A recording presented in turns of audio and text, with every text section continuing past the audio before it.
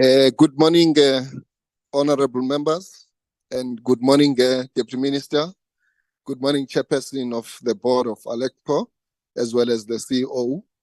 Good morning to the officials of Parliament, officials of the Department of Public Enterprises, as well as the Secretariat.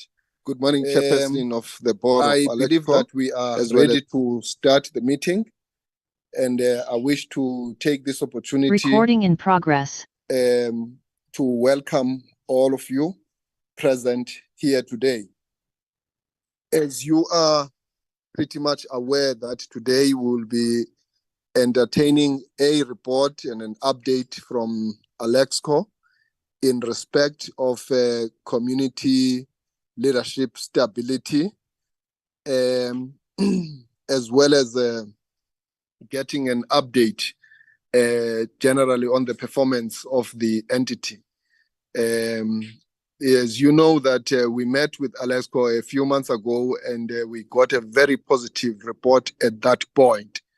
But we felt it necessary that we should convene again in this fashion so that we can get an update. Without any further ado, I now wish to say the meeting is duly open, and I will now request that the Secretariat assist us by giving us apologies that needs to be registered for record purposes. Amanda? Thank you, Chair. Good morning, everyone. I have Honorable Ngwenya, Honorable Nana, Honorable Mudise, Honorable Nyambi, and Honorable Mukause's apologies. Thank you, Chair.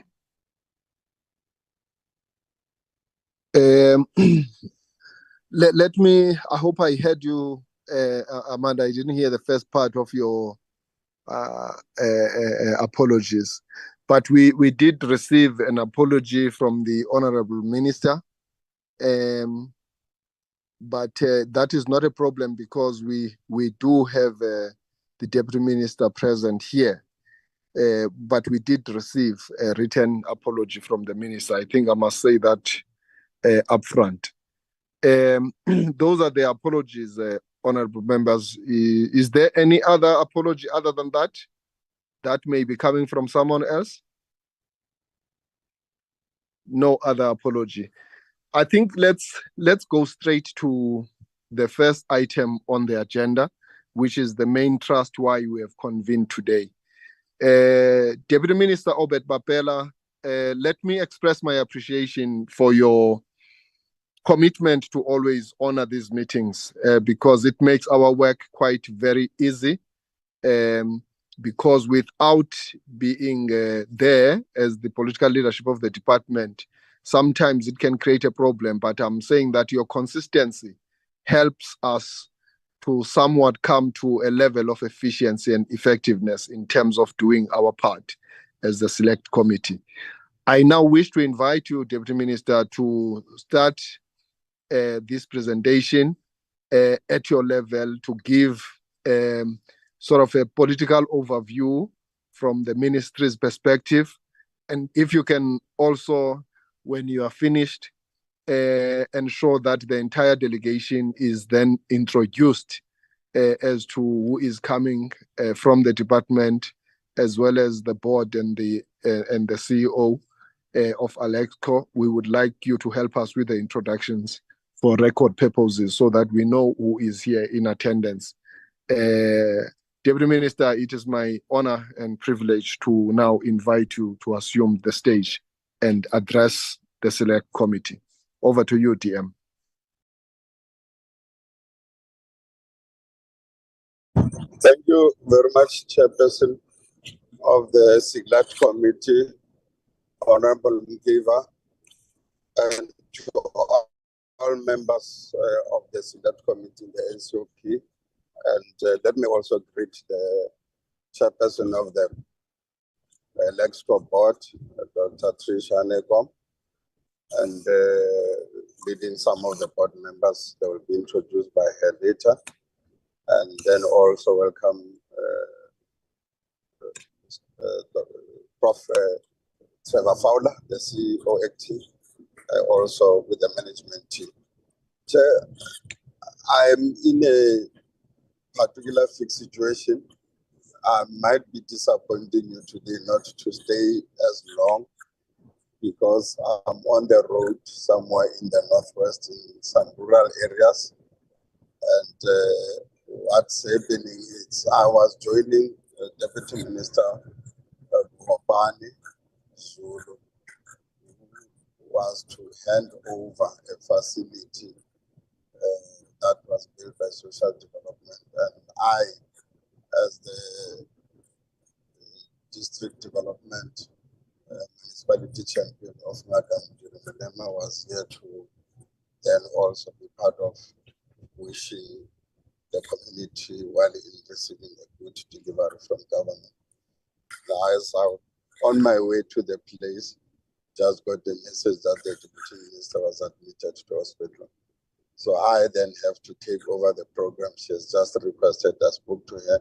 She is stabilizing, not yet something serious as yet, but I'll then have to take over. So now I'm in this meeting and about to take over a function at the same time. But let it not trouble you for now. It's just that some type of an emergency apology on my side. Chair, the Alexkor board is here to really lead in the content and the discussions and expectations that they will deliver based on the report, but also they'll be able to answer all the questions together with the management. The matter of the land claims, it's a successful story for every African to really get back their land and the land be restored to them. And it's one of those cases where Alexkor finds itself in that area where the claimant was successful, and finally there was an establishment of the CPA. But as you all know, the troubles sometimes the CPA goes through, and unfortunately that initial CPA that was established had its own challenges leading to its disbandment, and then they were under administration by the Department of Land and Rural Development for some time. Now they've since been reconstituted and now beginning to reassemble themselves and to focus on really ensuring that the land that has been successfully claimed can then also benefit them as communities.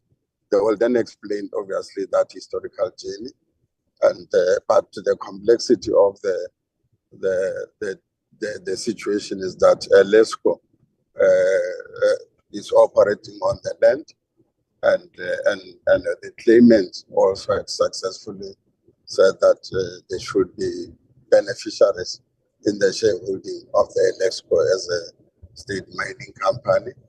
And then there's a pool sharing joint venture that has been established to ensure that the community participate in the benefit of whatever Alexkor is doing in the area. It's 51% Alexkor and 49% Richtersveld Mining Community, RMC, which they'll also explain how it functions and how this new venture is composed and how they are able then to discharge their functions with difficulties that are there. And so let me not go on venture, but the board members are here and the CEO is here. They'll be able then to engage on those things. We just hope that going forward, and I think if there are such cases in the country where the successful land claims and the state-owned entity is involved, we could then take lessons from the Alexkor and how they are managing a very difficult environment under a situation where what their mandate is in fulfilling that mandate as a state mining company on diamonds, how that issue becomes difficult in that particular environment and in that industry. However, we are soldiering on. We are trying to ensure that for these things works. And I hope along the way sanity will continuously prevail wherever the challenges arises until we are able to be benefiting from the land claims across. Southcourt is facing the same thing, though we're not here about Southcourt. They've got a model which obviously theirs is not as complex as an Alexkor one, but we can take lessons also from them in terms of managing the operations of a state-owned company in an area where land has been successfully claimed.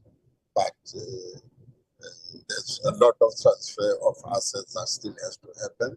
They'll also give you an update on that aspect of the assets. But so far from the ministry, we think the current board and the management has really put things together, having gone through a very difficult environment as a company also with the state capture that unfortunately affected deeper Alexkor also among some of the state-owned entities in the public enterprise, and how they are rising from that particular crisis, and some positivity in terms of profits are now being realized, but the structure going forward is still some teething issues that we think they will be resolved along the way and over the period. So let me stop there and then allow through you, Chair, that the Chair of Alexkor, Dr. Tishane, can introduce the board and the management, and obviously lead on the discussion with those preliminary remarks from me and the unfortunate situation that I have to face now. Thank you.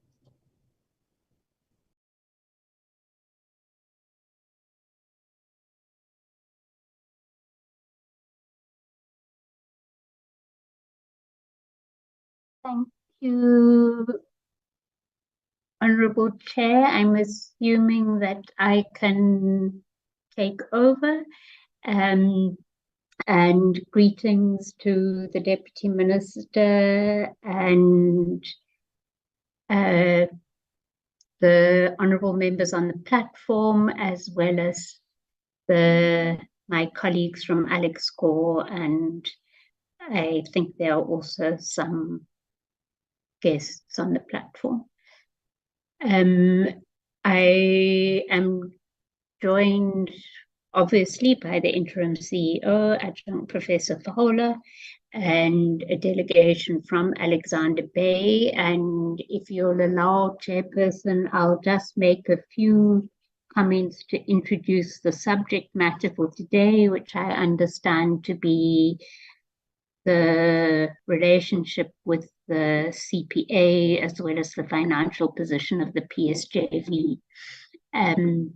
And thank you for reminding us, Honourable Chair, that at the last time that we met you, we were at least relieved that there had been some overall improvement from a very dire situation that we found when we were appointed as a new interim board in February 2022.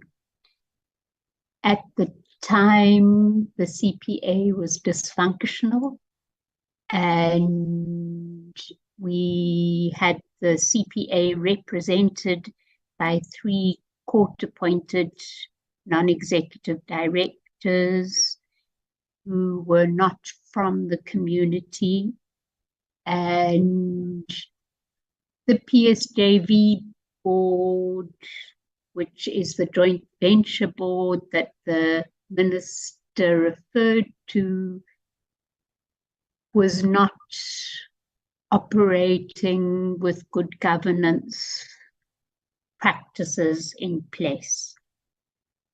So since we last appeared at the select committee, the CPA has been properly reconstituted and has been operating since February of this year.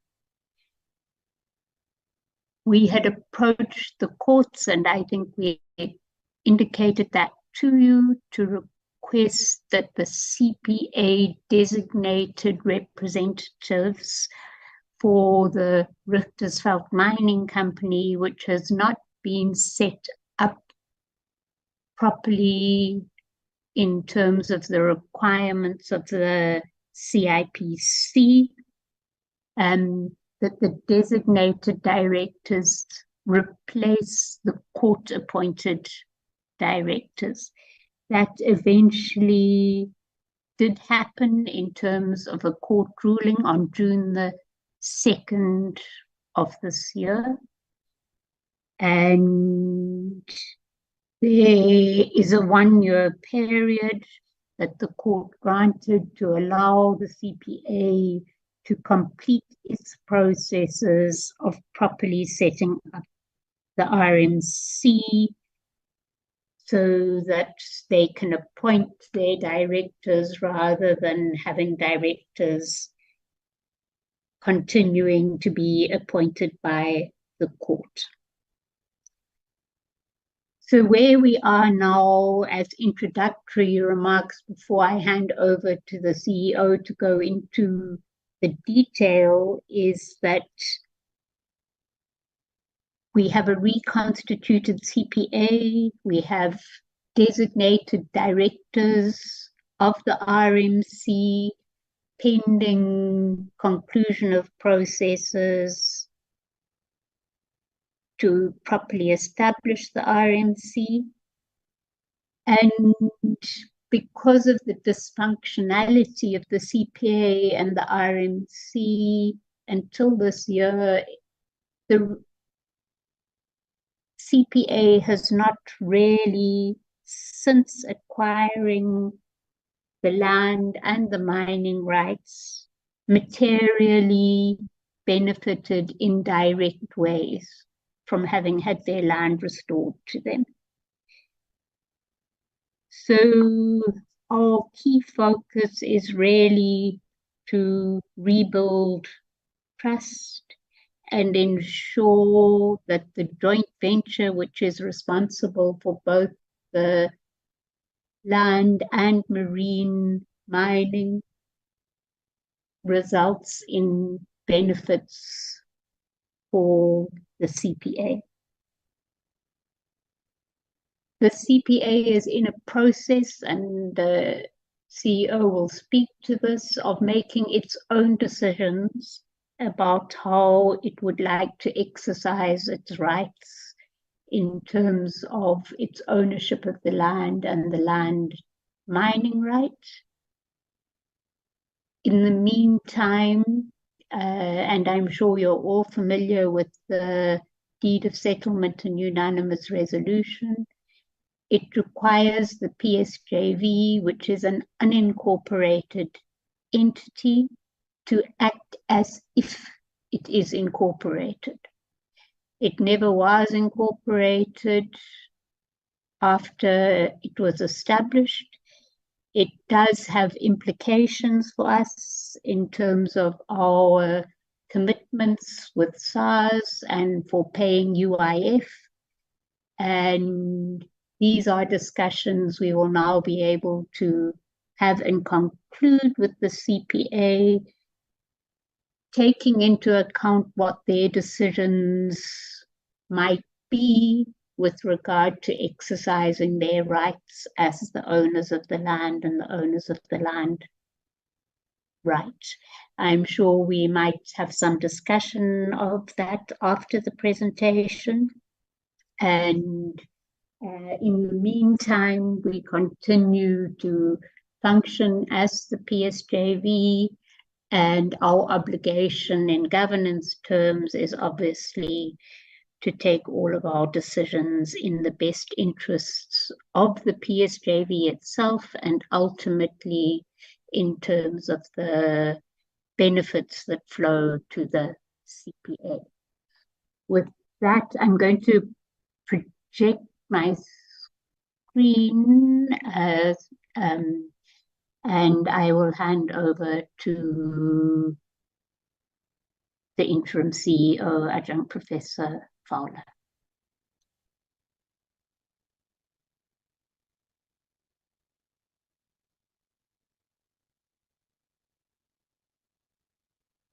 Thank you, Chair. Good morning to the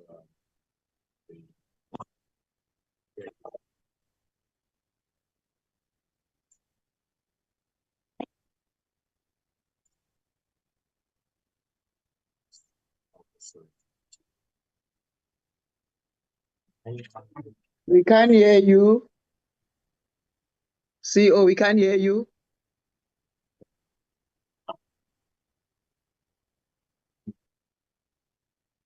Can you hear me now? Come again.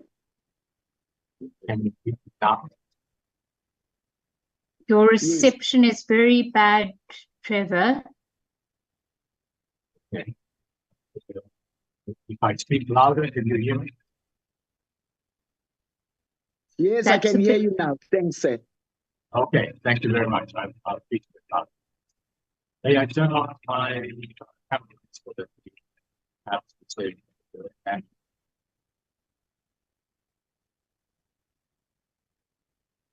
thank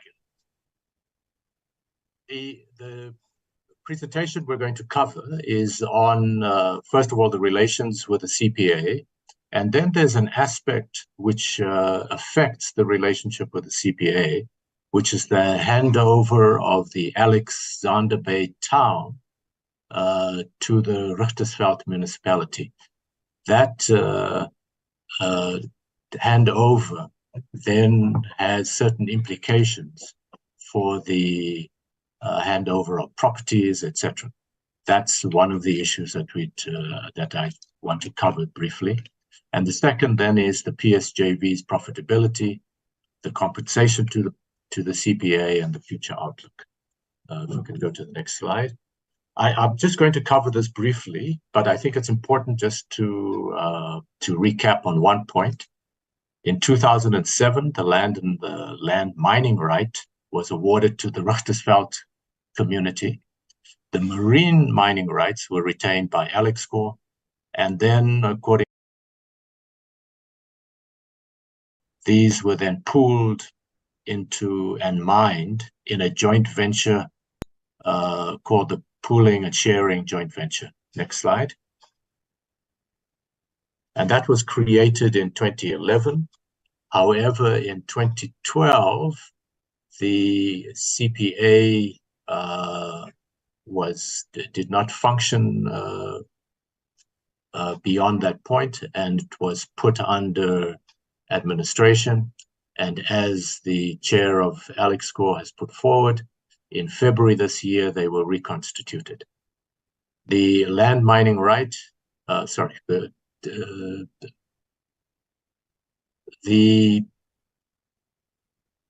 the marine and land mining is performed by the PSJV until such time as it is dissolved. The board held a workshop in July this year on the current tender process for the new mining contractors, which included the attendance of the chair and the deputy chair, Mr. Swartboy and Mr. Klutter. And the intention was to familiarize the CPA with the tender process, but also to build relations with the PSJV board members and the leadership of the CPA. We continue to have good relations with the CPA and supports the CPA in convening its general membership meetings, as well as consultation with members in the 4 towns. As you are aware, the Richtersveld is quite a large area, and the towns are spread 65 to 70 kilometers apart, and the roads are not that great, and as a consequence, they need transport to be able to get from one to all of the towns. The internal functioning of the CPA is a matter which we feel the Cedar Tub CPA, Community Property Association, or the Department of Agriculture, Land Affairs and Rural Development should address. However, to indicate that the Cedar Tub CPA wrote a letter on the 27th of September to the chair of the PSJV and Alexkor, that its executive committee had decided to exercise the call option in terms of clause 18 of the unanimous resolution, read with 8.3 of the deed of settlement. Let me just talk to that for a moment. The board of Alexkor noted that and recognizes that the CPA was a notification of intent, but it does not have an effect unless it is served by the Richtersveld Mining Company.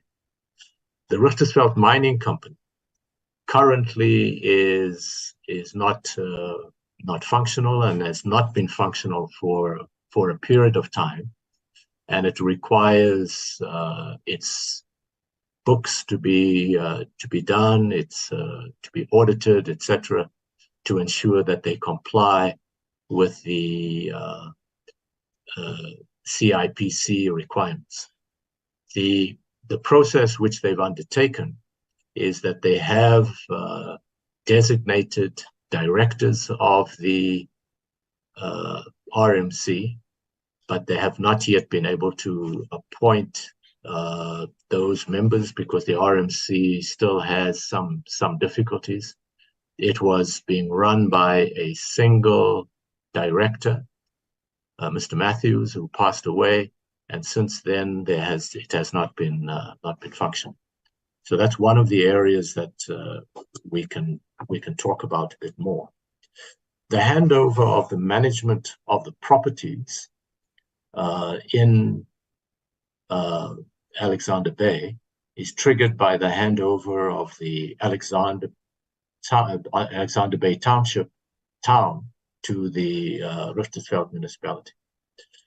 We've had discussions with the Richtersveld municipality, and we've agreed on the first phase, which is the handover of the electricity reticulation and responsibility. But it needs to. We have had meetings with with NERSA, and the final step is really to call a meeting to inform the community of the implications of the transfer of electricity to the municipality, and to complete that electricity handover. The challenge that faces the community is that currently the electricity is supplied at a concessional rate by Alexkor, and they would have to charge their rate, which is probably twice what the rate that is currently being charged. So that's one of the challenges that the community faces, and probably needs some assistance from COGTA, etc., to help them on that matter. We've also installed 400 meters to ensure that the water handover has happened, and we've had discussions with the Department of Water Affairs, and the Department of Water Affairs has indicated that Alexkor, which has the right to extract water from the Orange River, should continue to be the water service provider, but the reticulation will be handled by the Richtersveld municipality. Next slide. I've already indicated this point that Alexkor has the extraction license. The remaining services, such as roads, could be handed over to the municipality soon. We're still trying to get beyond the first phase. The completion of the process would release the 45 million that's held in trust to the community through the CPA. I would move on to the financial section now. This slide you may have seen before, but I thought it'd be important to recap. The current, these are preliminary slides because we are concluding our audit, which is being done by the Auditor General, and that will be concluded in probably in early December. So the group revenue, meaning for the PSJV, went up by 116% to 492 million. In 2022, it was 228 million.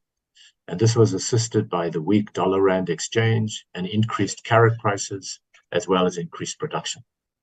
The profit for the year was 70 million. In 2022, it was 43 million, which was really a book profit. So it's up 63%.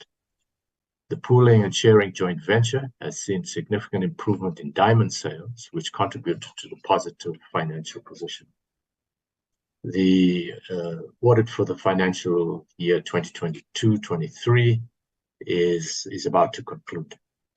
The production exceeded the target that we set for the year in 2022-23 of 34,000, and that is up from the production in the previous year, which was 20,400, and we exceeded to 34,683 carats. We don't, Alexkor does not have any borrowings, and no dividends were declared. Go to the next slide. I want to explain this slide. If you look at our revenue, the revenue in the first block, which says end of Q2, is really for the quarter, the 3-month quarter, and that was 42,077,449 rands. And for the year-to-date, which is the next block that says year-to-date 2024, that's for 2 quarters at the end of September. It was 131,657,674 rands, and that is up from the year 2023 year. For that same period was 56,678,144. So the first 2 quarters we've done fairly well. From operating expenses, our operating expenses for the year to date, which is to the 30th of September, was 64 million. We budgeted 74. We spent 64,921,639. And the previous year, it was 57,111,907 rands. The EBITDA for the quarter was 18,897,000. That's the last quarter to September. And for the year to date, it was 57,510,458 rands, and that's a 611% increase. The previous year, the EBITDA was, for the same period, was 7,601,000. The net profit is for year to date 59,391,374. For the same period in 2023, the 22-23 year was 2,366,662. If we could move to the next slide. So I've covered that by going through this. This is just written in words, that the profit was 28 million, 20.8. I won't repeat it. We'll go on to the next year because we've already covered this. It is anticipated the PSJV, given the current diamond prices, as you are aware, the diamond price has really collapsed for 2 reasons. The one is that Russia is a significant producer, and that has had an impact because of the Ukraine-Russia war. But there's also a moratorium that has been put in place by India, which is the buyer of most of our diamonds. And that moratorium was from the 15th of October to the 15th of December. And we are about to close our tender for the current sale today, and that will give us an indication whether the prices are still the same. We expect it still to be the same, and we don't expect it to recover until the end of at least until the end of this financial year. However, we'll still post a profit at the end of the year, because of the increased performance in the first 2 quarters. In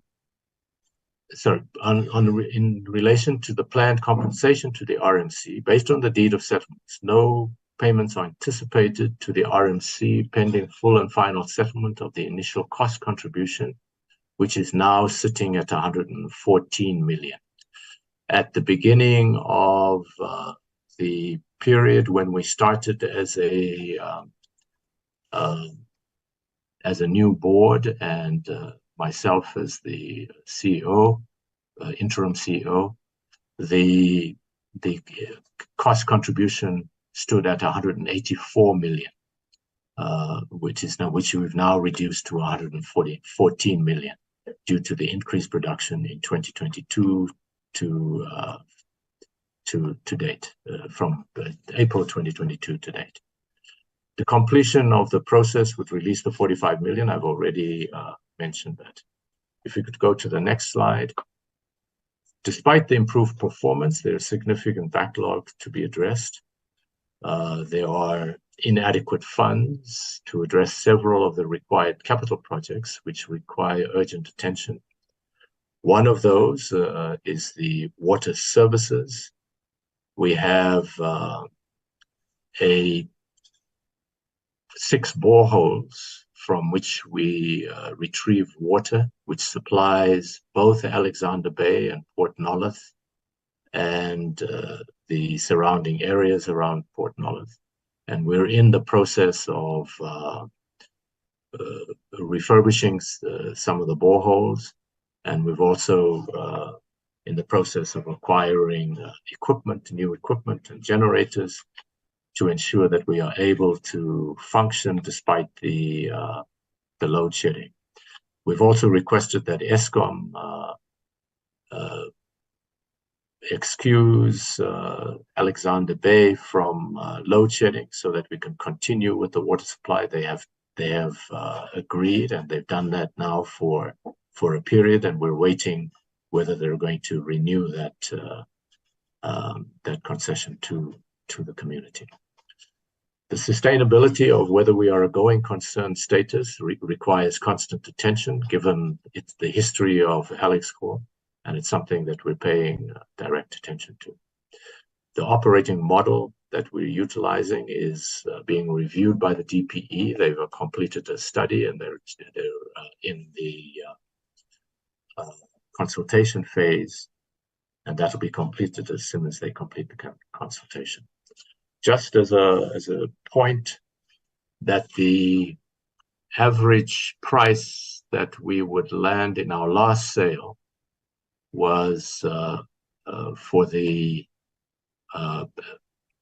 dollar per carat was around $780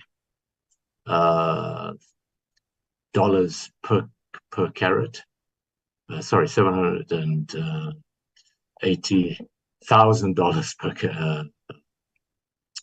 $780 per carat, which then results in us being able to function not as well as we could,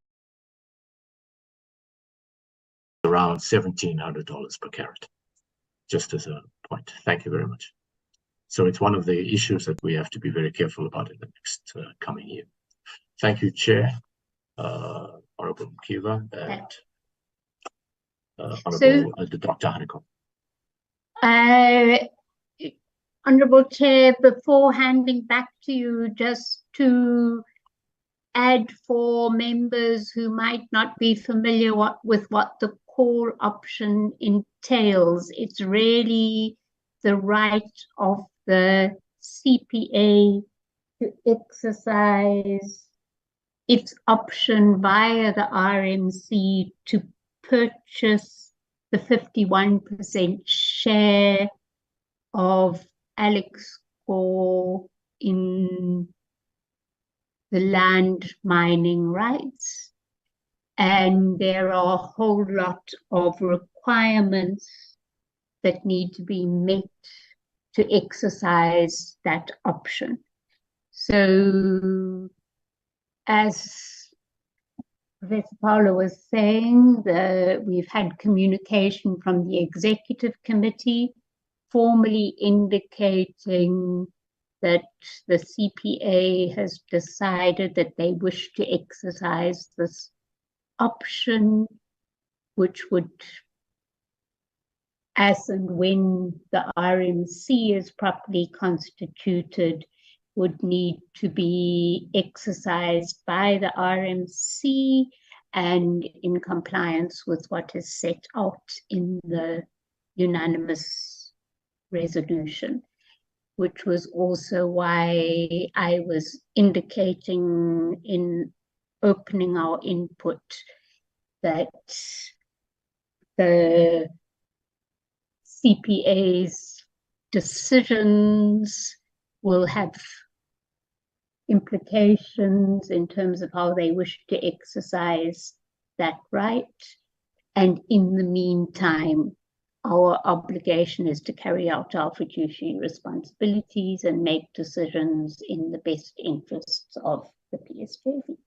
With that, thank you, Chair. That concludes our presentation.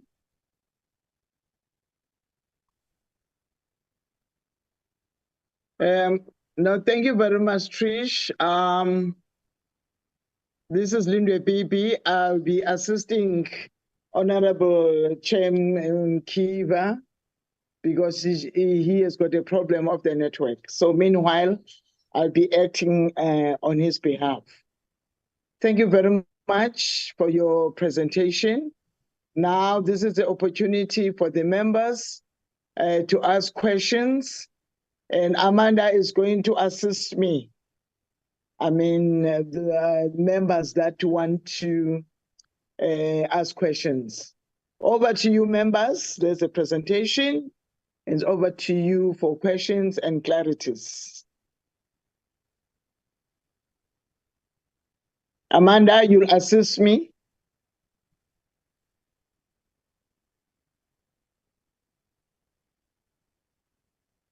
Thank you, ma'am. So far, there are no hands up. There are no hands up. Yes, ma'am. Okay, I have got some couple of questions. Sorry, Hello? ma'am. Sorry, ma'am. Honorable Fisa has just raised her hand.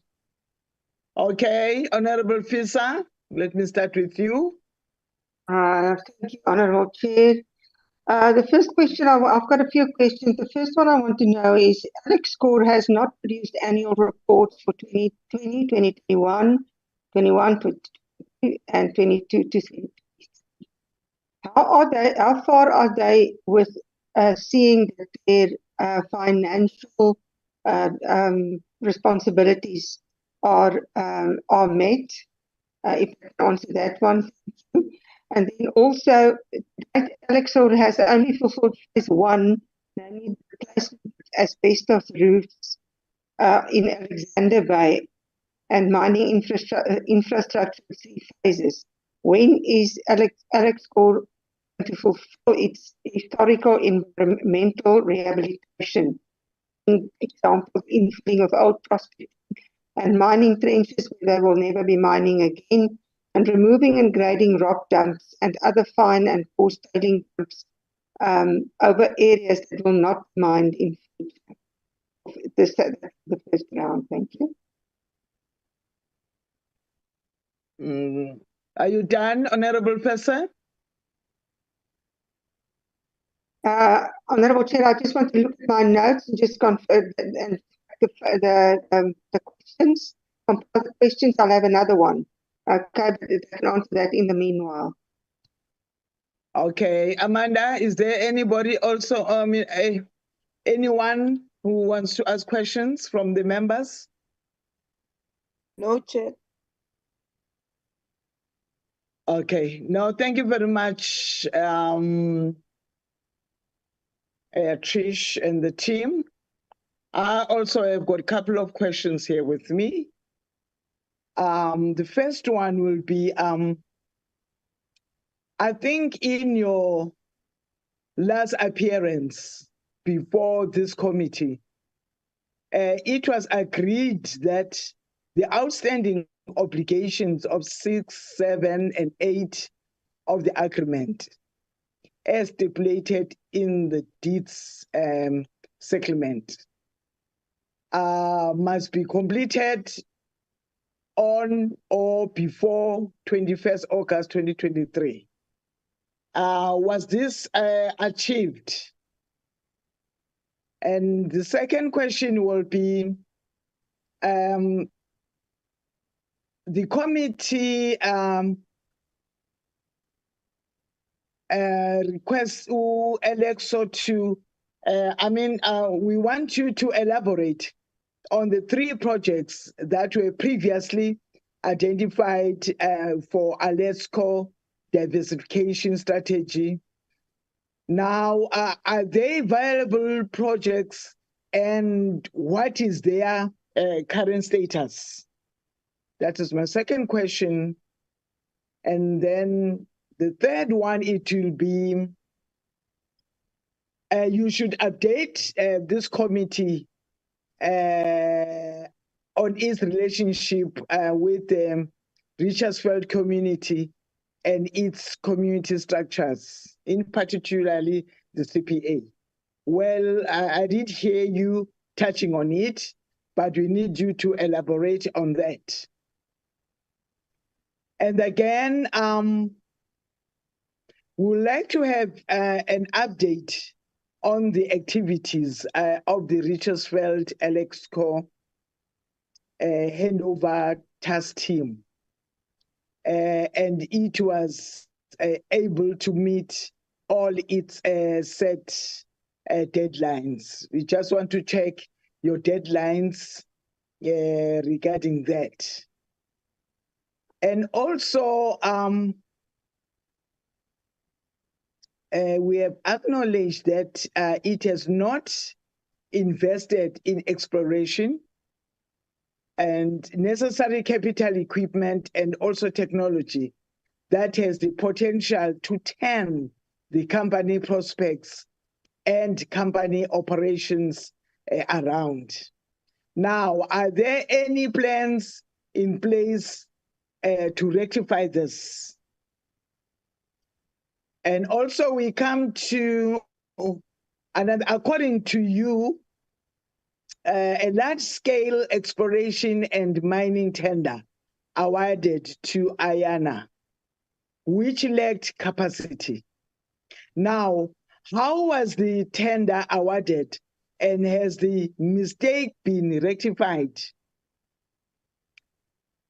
The last one, but not least, now, in the 2021 and 2022 financial year,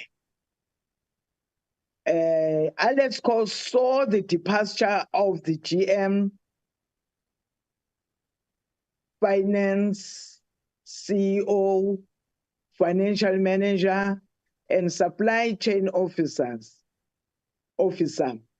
What is the cause of this exodus? And the last one, but not least again, I understand that you are using small boat-based divers to extract your diamonds from the sea. Now, my question there is, how safe and secure this process from everybody else, that is from the divers themselves to the people handling them for packaging? I'm asking this question, Trish, from a risk assessment point of view.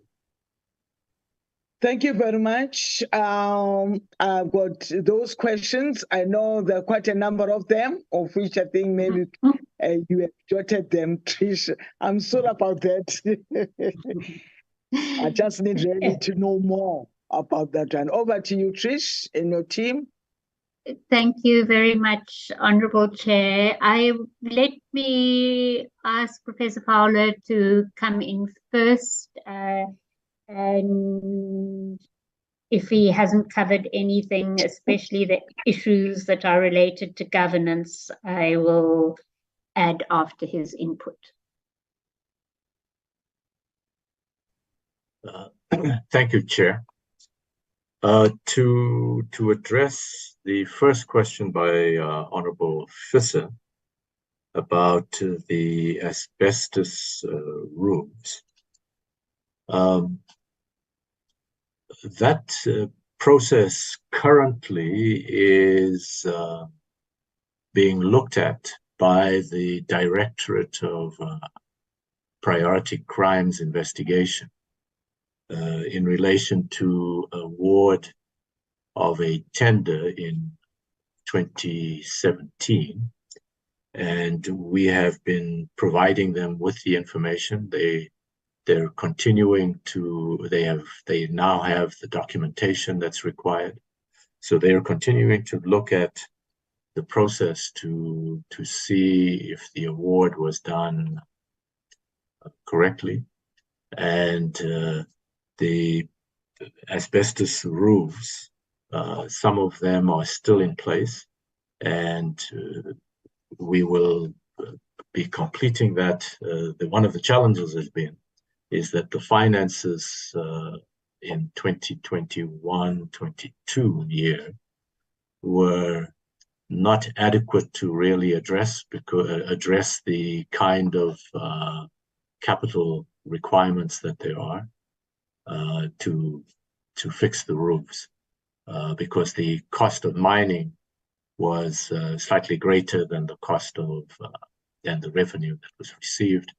Although there was a profit recorded, it was a book profit, and there was also a loan, which was the ICC loan, which had been impaired, and once it was removed from being impaired, it was put into the income column, which then boosted the income by a certain amount, which we have now corrected. With regard to the mining trenches, the current mining approach has been for the past several years is that rehabilitation is done concurrently with the mining, and that is the arrangement that has been in place.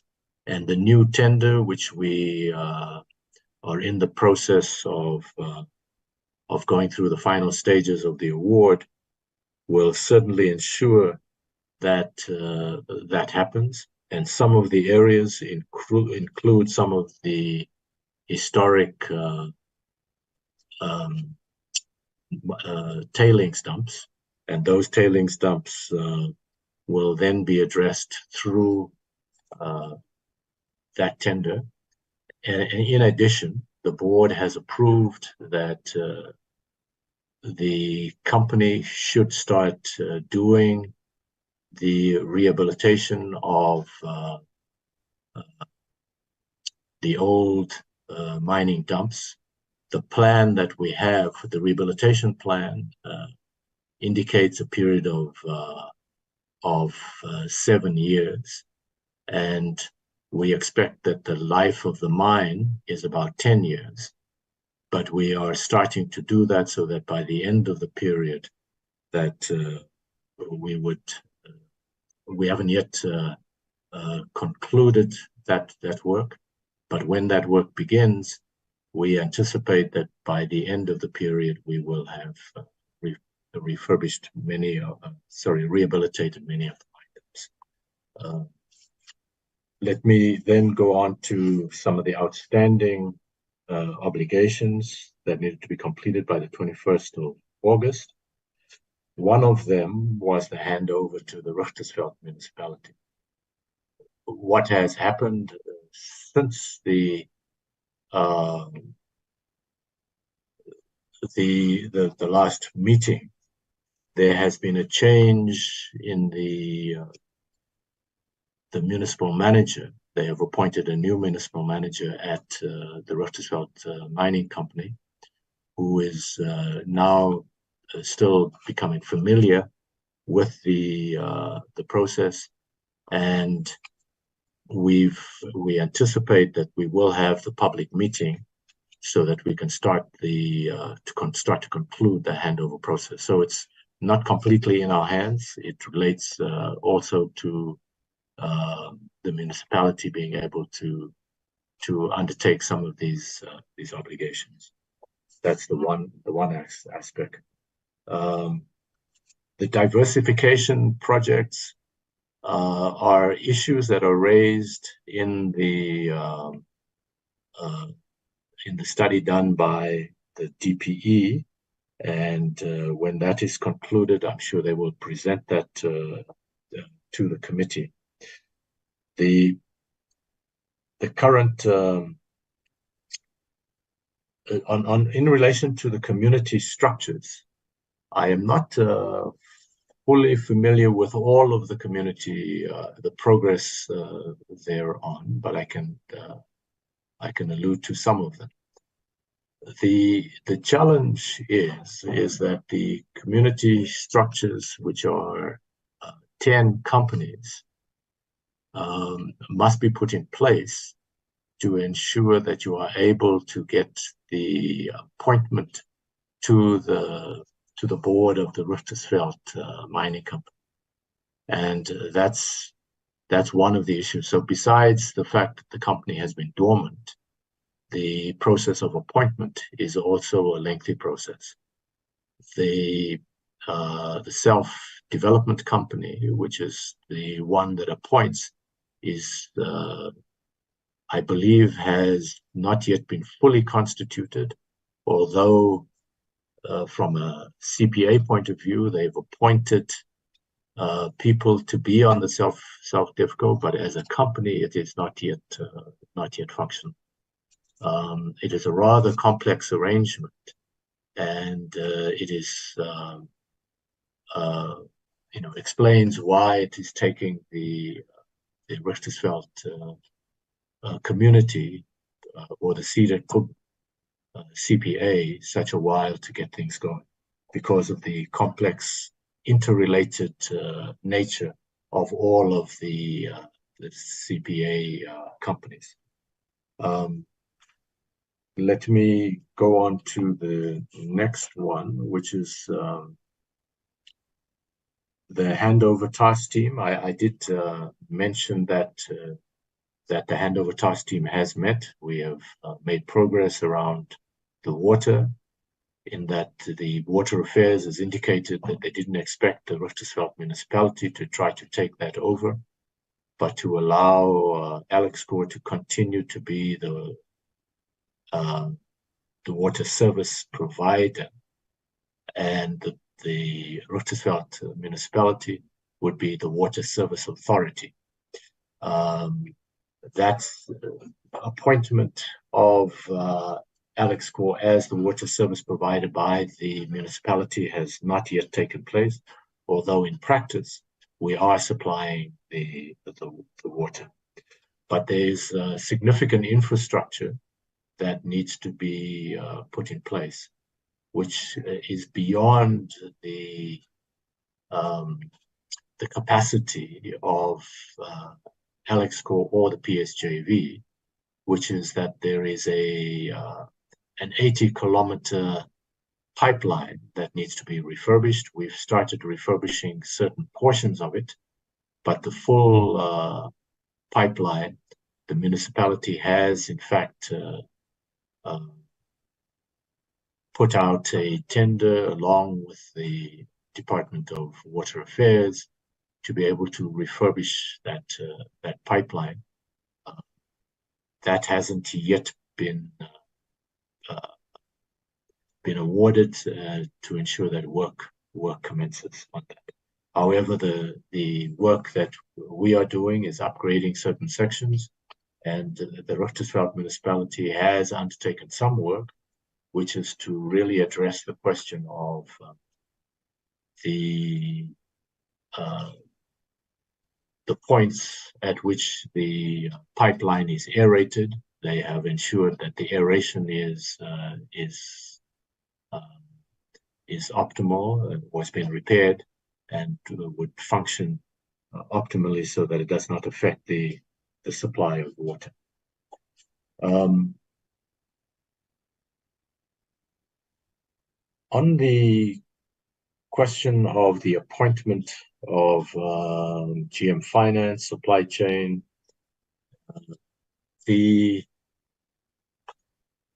Previously, the previous CEO resigned in January of 2022, and soon thereafter, after the board had been appointed, the financial manager was resigned as well, along with the finance director, as well as the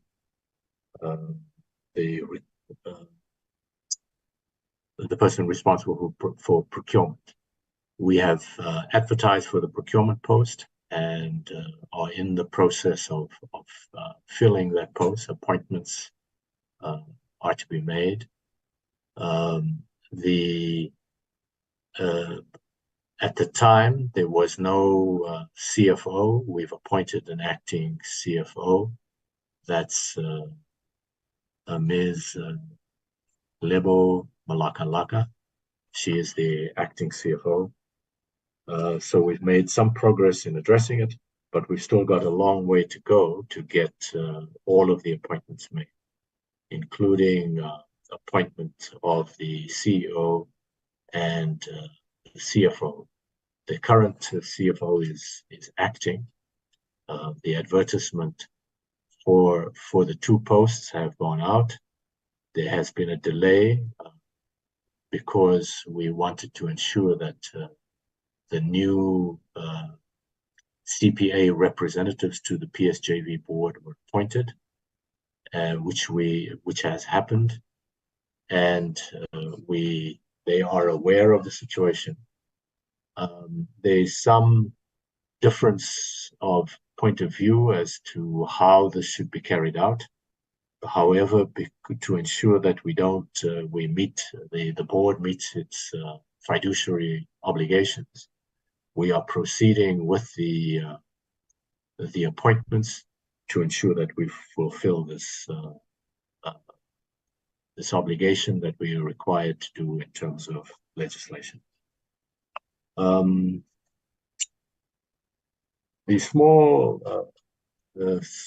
lot of the mining is done by two different types of mining in the marine mining. We have deep sea mining. The deep sea mining, there's really not many deep sea miners around. De Beers has a vessel, and there's a company called Transhex Marine, which has the other vessel. They have responded to the tender, and that is likely to be awarded fairly soon because there appears to be there are not many competitors in that area, but that would proceed soon. The small miners, we have a decompression chamber. Should there be a situation where divers stay down too long and get what's referred to as the bends. I don't know, Dr. Hanekom will be able to tell you what the medical term is, but it's you need to go into a decompression chamber to ensure that your blood, the nitrogen in the blood, does not affect you. And Dr. Hanekom can talk to that issue. But we have such a chamber, and we are fairly strict in observing what the divers do. So they go out and they are required to dive only for certain periods of time. If you go to a depth of 20 meters, I believe they can only stay down for 20 minutes, and they must rest for 4 to 6 hours thereafter. After they come up, so they come up slowly, and once they reach surface, they must then not go down again only after about 4 to 6 hours, depending on the depth. So it is a risk that we are looking at, and we follow to ensure that those are addressed fully from a risk assessment point of view. Let me find out if the mine manager wishes to add. Dion Bowers is the mine manager.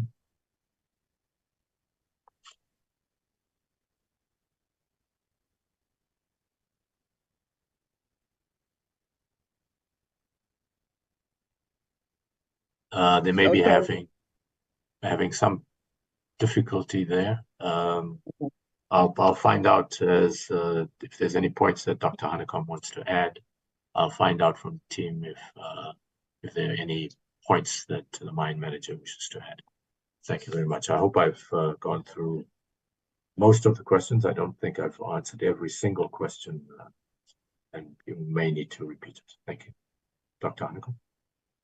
Thank you, Professor Fowler. If I can make a few additional points, and I see that the Director General and delegation from the department are also here, and they may wish to comment specifically on the issues of economic diversification. I think this is an issue that has been raised both in the Select Committee and in the Portfolio Committee, and really belongs more fully with the department.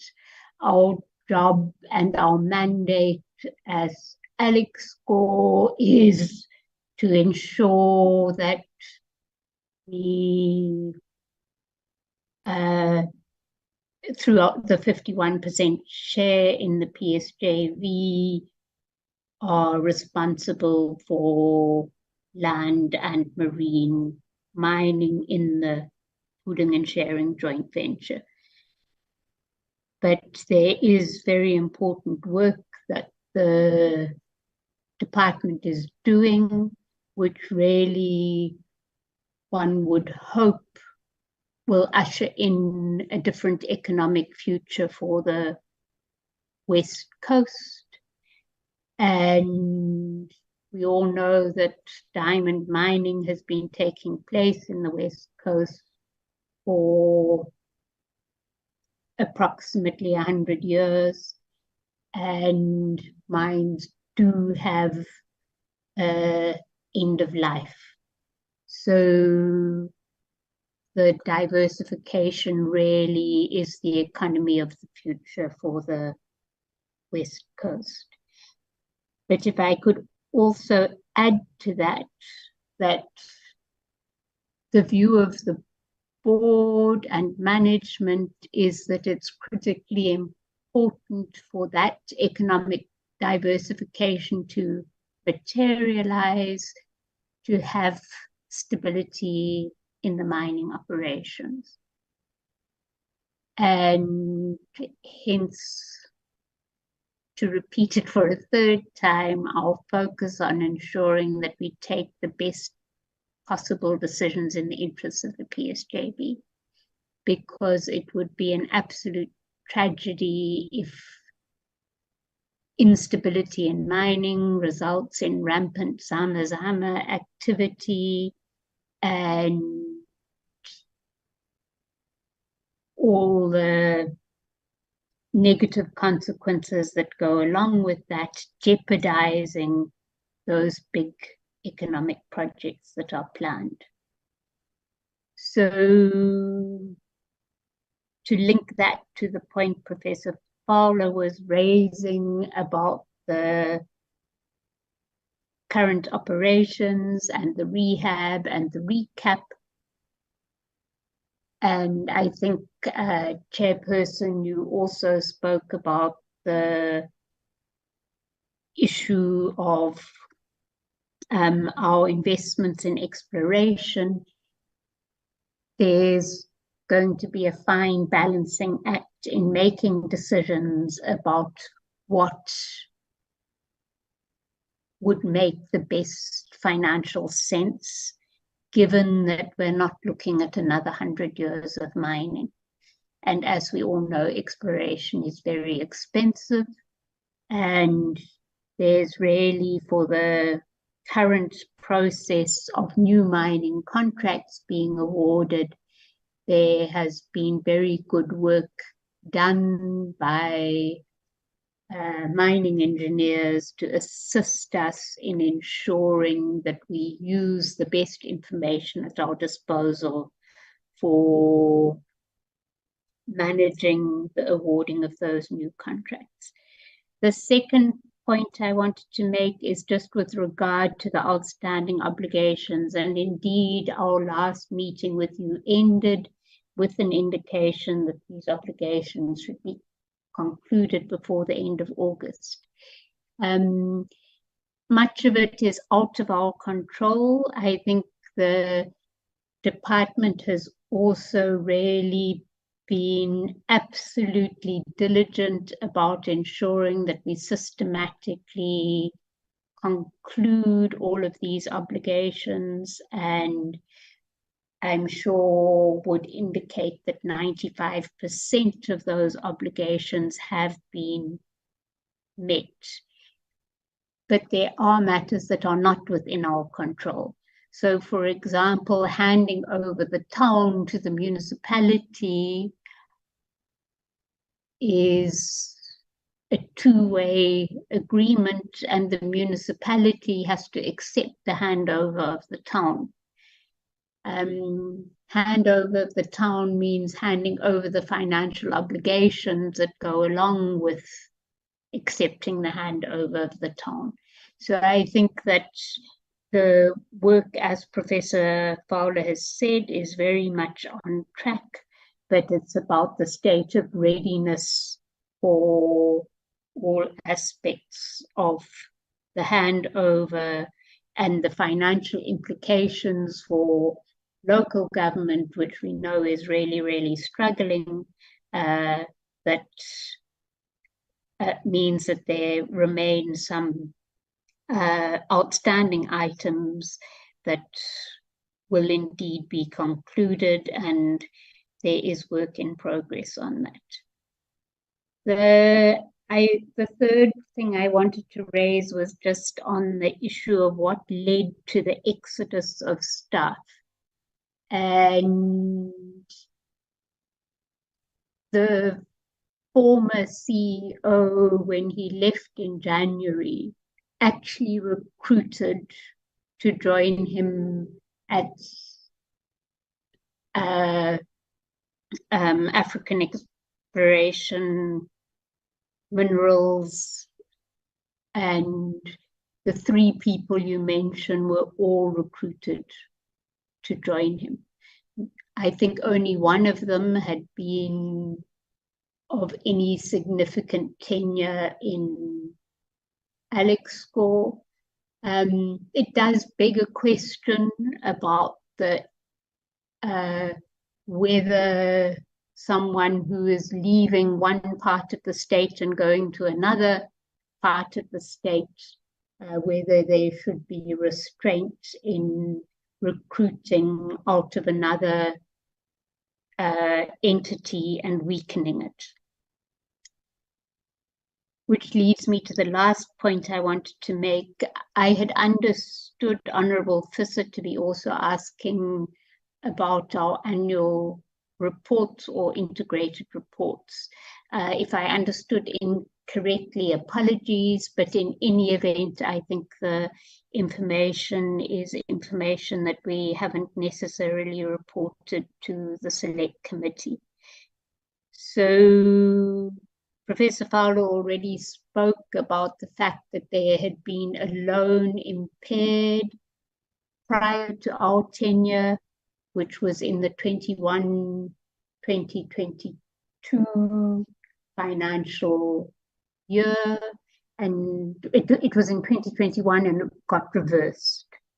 So if you were to look at a chart of the profitability of the PSJV, there is a spike for 2021 because of the impairment of the initial cash contribution loan, which there was no legal basis for implementation. The audit for 2020-2021 was completed only in, I think, May of, maybe even later, of 2022, and we have reported on that.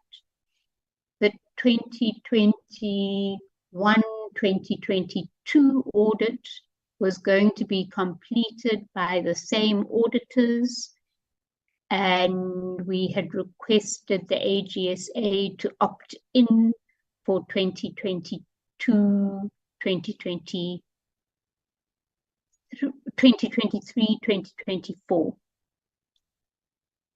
There was a reportable irregularity, and the IRBA indicated that this reported on this, and it resulted in the AGSA taking a view that there was risk for our audit for 21-22, and they completed the audit recently, and the AGM was held in September. They are busy now with the 2022-23 audit, which will be completed before the end of the calendar year, but not with sufficient time to hold the AGM in this calendar year because of the fast approaching year end.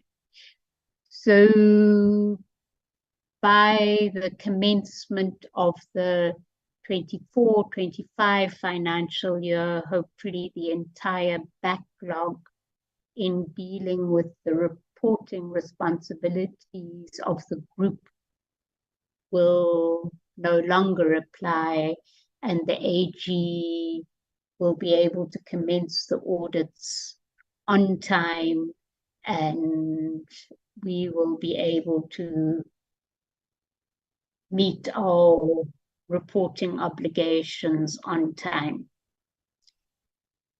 Within that, I must also just comment that the AGSA in their audit report for 2021-2022 did include a clause expressing their concern about the need for both temporary and permanent internal capacity. The model for the PSJV changed from one where the PSJV mined itself to the PSJV employing contractors to mine. And as you know, before we were appointed in 2022, there had been a big retrenchment exercise, and we have really struggled, and from the side of the board, we have repeatedly thanked Professor Fowler and the management team for keeping the mining operations in progress, and in fact now turning a profit under extremely difficult circumstances, because the company was really in a very serious state of decline at the time we were appointed in 2022. So I thought I would add those comments just to provide the context. There's still an immense amount of work to do, but I think we can truly say that it's a recovering SOE at this stage. And Chair, you may want to invite the DG to comment on the issues that are not really the purview of Alexkor and the PSJV that are related to the economic diversification and the shareholders' expectations of Alexkor. Thank you. Chair, Okay, continue. Continue, sir. Yes, my apologies. I just wanted to report that the mine manager, they appear to have a problem coming in. But just to indicate from a risk point of view, we also provide the required legal training or the legally required training for the operators on the land, the divers, the supervisors, and also about lifting equipment. And in the new tender, we're looking at how we can increase the security on the boats so that we have cameras on the boats. On the large boats, the one that's owned by Transex Marine, of course, we have a security person on the boat, as well as they have camera footage that ensures that not only from a security point of view in terms of theft, but also from a process point of view, that they are following the appropriate processes to ensure the safety of the divers, the safety of the staff, etc. Those are the kinds of efforts we undertake to ensure that there is safety on the mine, and we address that regularly. Thank you, Chair.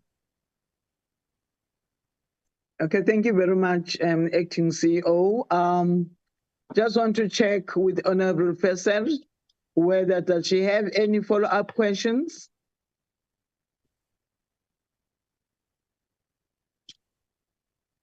Honorable Professor, do you have any follow-up question? No, thank you.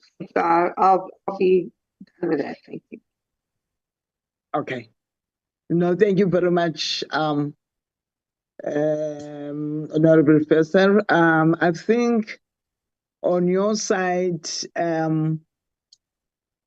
Trish, you have exhausted, all the questions that we have asked from you. And at this moment, I would like to hand over to the chairperson. I want to check, Amanda, is the chairperson already in the platform?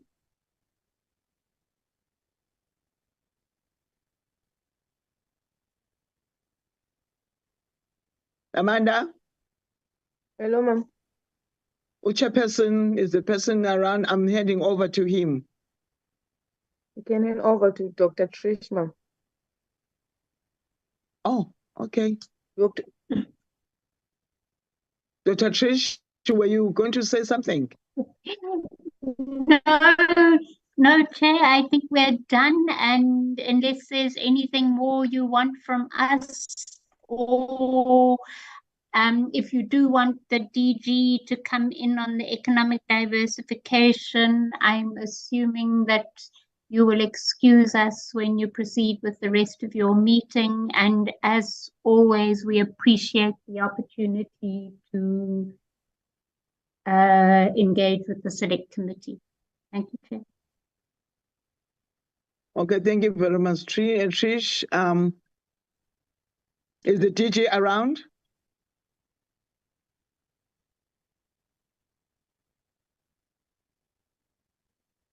Oh, it looks like she's fallen off. Oh, there she is. Chair, yes, I am here.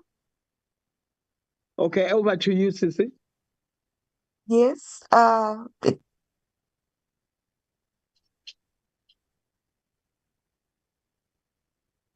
Chair? Yes.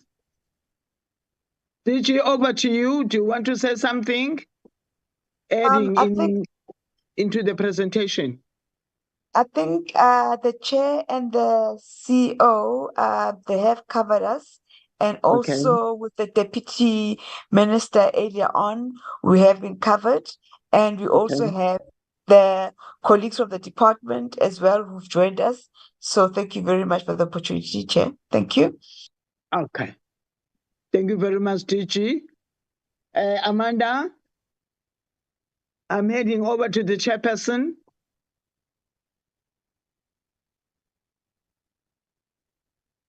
Chairperson, Honorable Mkiva, over to you.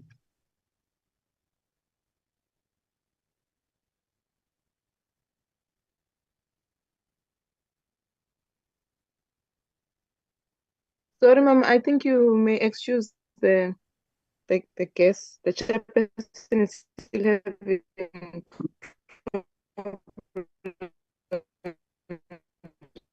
the network.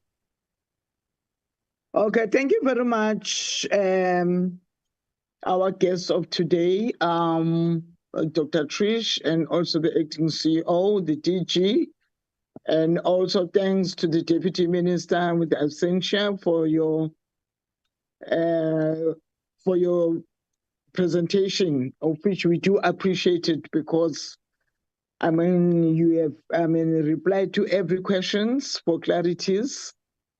I would like to release you now, then I'll hand it over to the chairperson for the committee's issues. Thank you very much. Thank you very much. Thank you very much, Chair. Thank you very much, Chair. Thank Okay, you. thank you so much, Trevor. Right. Appreciate it. Okay, bye. Okay. Right, bye-bye.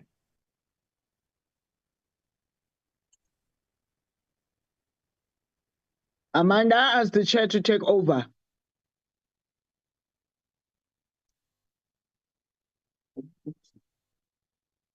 May you please continue, Mama Chairing? Okay, I just want to check, Amanda, for the next item about the minutes. Do we correct for the minutes? No, we do not. Okay, no, thank you very much, honorable members, for attending, of which I think there's nothing for us to discuss because we can't adopt the minutes when we are not correcting. Thank you so much. The meeting is adjourned. Thank you.